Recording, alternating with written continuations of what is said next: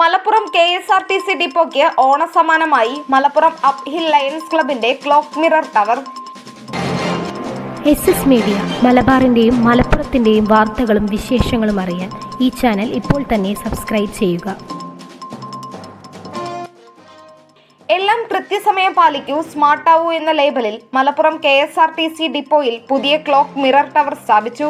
മലപ്പുറം ഡിപ്പോയ്ക്കുള്ള Malappuram up hill lions ക്ലബിന്റെ ഓണസമ്മാനമായുള്ള ടവർ P. ഉബൈദുള്ള MLA ഉദ്ഘാടനം ചെയ്തു.